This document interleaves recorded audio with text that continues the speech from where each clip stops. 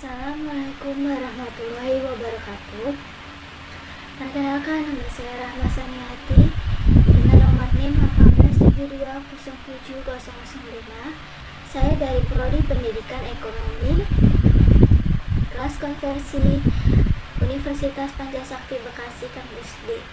Saya di sini akan mempresentasikan mengenai mata kuliah komunikasi dan negosiasi sebagai bahan penunjang bahan ujian tengah semester saya kali ini. Dan dosen pengampu saya yaitu Ibu Sulistiowati MPD. Baik, langsung saja saya akan mempresentasikan materi kali ini yang telah saya buat. Istilah komunikasi berasal dari kata Latin communicare atau komunis yang berarti sama atau menjadikan milik bersama. Kalau kita berkomunikasi dengan orang lain, berarti kita berusaha agar apa yang disampaikan kepada orang lain tersebut menjadi miliknya.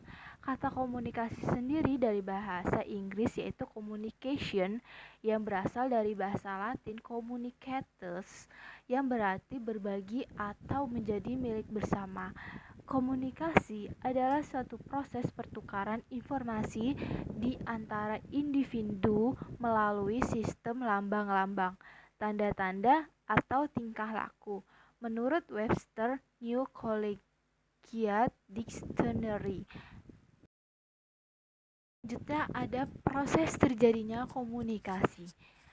Di antaranya adalah sumber, pesan, encoding, channel, decoding, penerima, feedback, serta konteks. Nah, di sini maka sumber-sumber terjadinya komunikasi.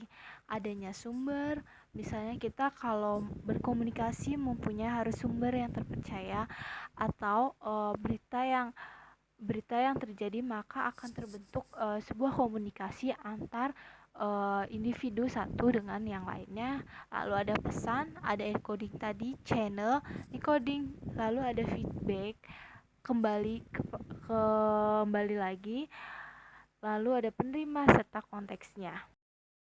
Selanjutnya ada macam-macam komunikasi. Komunikasi sendiri dibagi menjadi dua, yaitu verbal dan nonverbal. Verbal merupakan tindakan mengatakan apa yang ada di pikirkan kita dengan kata-kata, sedangkan nonverbal adalah tindakan untuk mengatakan apa yang ada di pikiran kita tanpa mengucapkan kata-kata. Misalnya menggunakan bahasa isyarat, gerak wajah, lalu bahasa tubuh atau postur tubuhnya, kaki gemetar, dan kesan yang Anda berikan ke orang lain dengan penampilan Anda seperti gaun, atau citra tubuh atau bau badan atau eye kontaknya. Itu merupakan komunikasi secara nonverbal. Pengertian organisasi menurut Stephen Robbins, organisasi merupakan sekelompok atau kesatuan dalam kehidupan sosial yang dikoordinasikan serta dilakukan dengan sadar yang dibatasi oleh hal relatif yang dapat diidentifikasikan.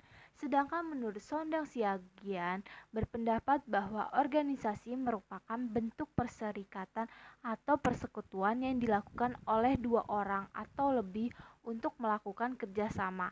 Sedangkan menurut Thompson mengemukakan pendapat bahwa organisasi merupakan paduan antara beberapa anggota khusus dan sifat-sifat sangat rasional serta impresional. Lalu selanjutnya yang terakhir ada fungsi komunikasi organisasi. Di sini fungsinya ada 4. Yang pertama ada fungsi informatif, yaitu fungsi yang bertindak sebagai suatu sistem yang memproses informasi. Lalu yang kedua ada fungsi regulatif. Fungsi regulatif ini adalah komunikasi organisasi diharapkan dapat memperlancar peraturan serta pedoman yang telah ditetapkan oleh anggota dan pemimpin organisasi. Lalu ada fungsi persuasif. Fungsi ini dilakukan oleh pimpinan organisasi untuk mempersuasi anggotanya daripada memerintah anggotanya untuk melakukan sesuatu. Lalu yang terakhir ada fungsi integratif. Di sini menyediakan saluran atau hal-hal yang dapat mempermudah anggota organisasi untuk melakukan dan melaksanakan tugas tertentu dengan baik. Baik, kesimpulan yang bisa kita ambil dari kali ini yang sudah saya presentasikan adalah komunikasi adalah suatu proses pertukaran informasi di antara individu melalui sistem lembaga-lembaga, tanda-tanda, dan tingkah laku. Komunikasi sendiri dibedakan menjadi dua, yaitu komunikasi secara verbal dan non-verbal.